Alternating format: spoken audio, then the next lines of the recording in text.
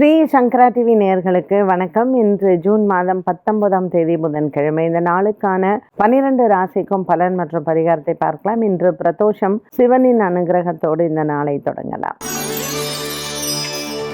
மேஷராசி அன்பர்களுக்கு இன்றைய நாள் மிகவும் ஒரு அருமையான நாளாக இருக்கும். இருந்த போதிலும் கிருத்திகா நட்சத்திரக்கார பெண்கள் உங்கள் உடல் ஆரோக்கியத்தில் சற்று கவனம் இருக்க வேண்டும். குடும்பத்தில் சின்ன சின்ன சலசலப்பு ஏற்படலாம். இதனால் மனம் தளர வேண்டாம். பகல் நேரத்திற்கு பிறகு இந்த நாள் நல்ல நாளாகவே அமையக்கூடும். அலுவலக ரீதியாக இருக்கக்கூடிய பிரச்சனைகளும் எல்லாம் தீரலாம். மேஷராசி அன்பர்களுக்கு இன்று நல்ல செய்திகளும் காத்திருக்கிறது. இன்று முக்கிய முடிவுகளை எடுப்பதாக இருந்தால் சற்று ஒத்தி வைப்பது நல்லது.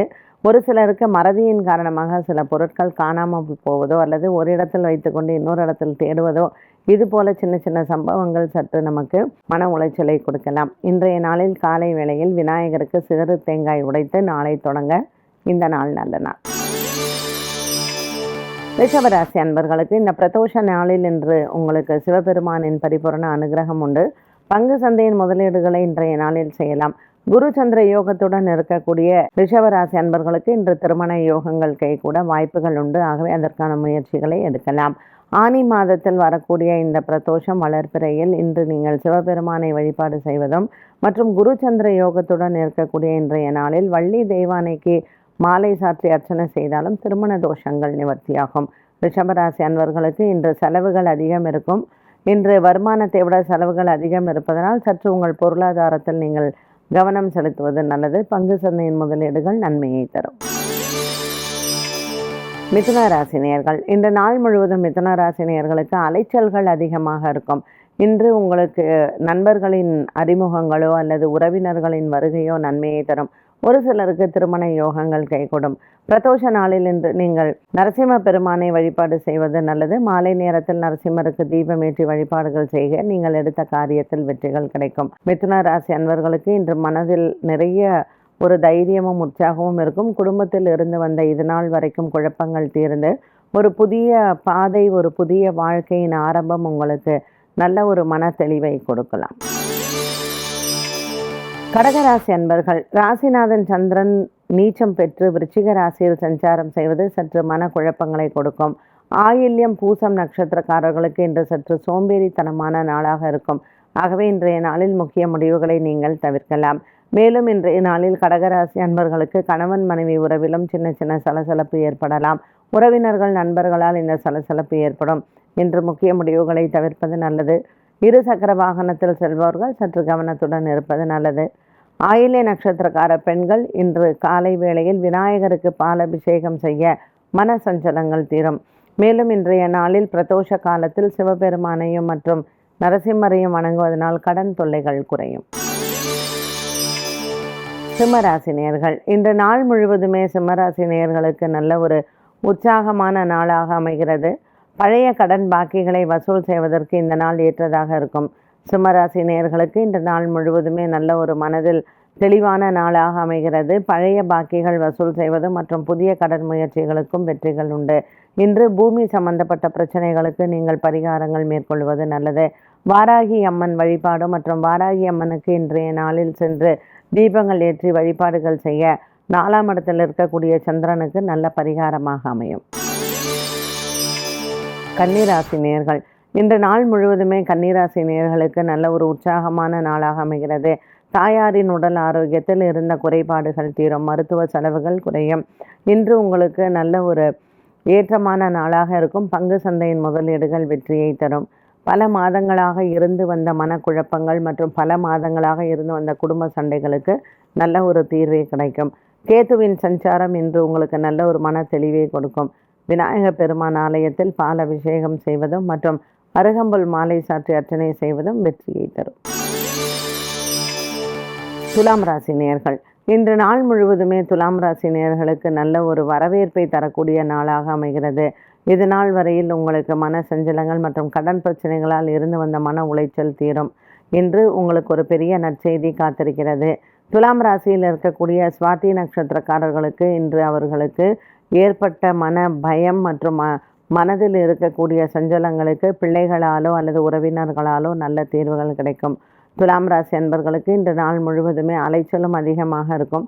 எதிர்பார்த்த இடத்தில் உங்களுக்கு பணவரவு வந்து சேரும். மனதில் இருக்கக்கூடிய குறைகள் தீரும். பல மாதங்களாகவே இருந்து வந்த இழுபறியில் வழக்குகள் விசாரணைகள் முடிவுக்கு வரும்.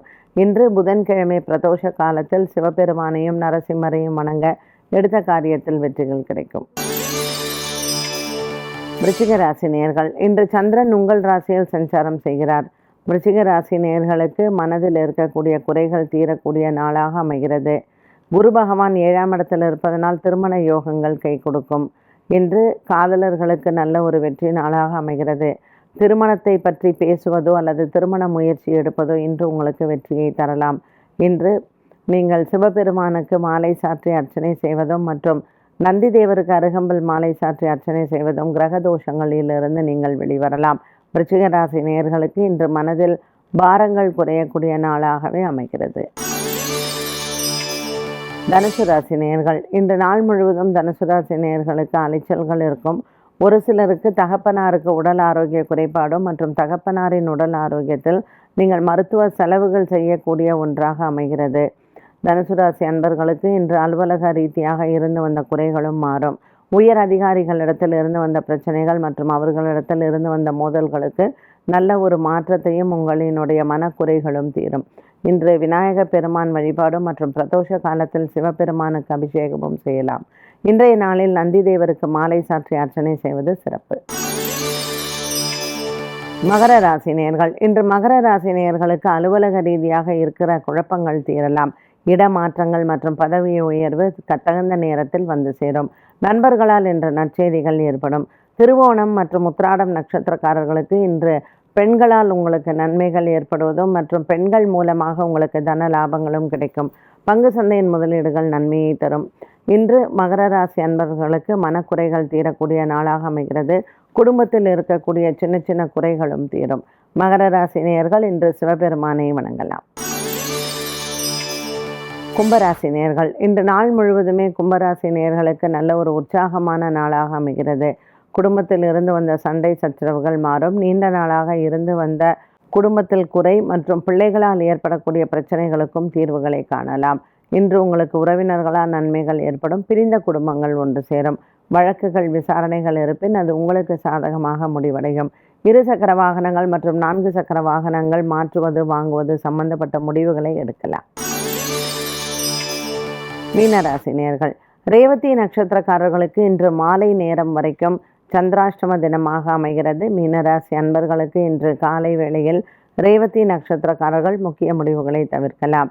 சொந்த பந்தங்கள் மற்றும் நண்பர்கள் சகோதர சகோதரிகளிடையே வாக்குவாதங்கள் மற்றும் பணம் கொடுக்கல் வாங்கல் இதில் சம்பந்தப்பட்ட விஷயங்களில் சின்ன சின்ன மனஸ்தாபங்கள் வரலாம்.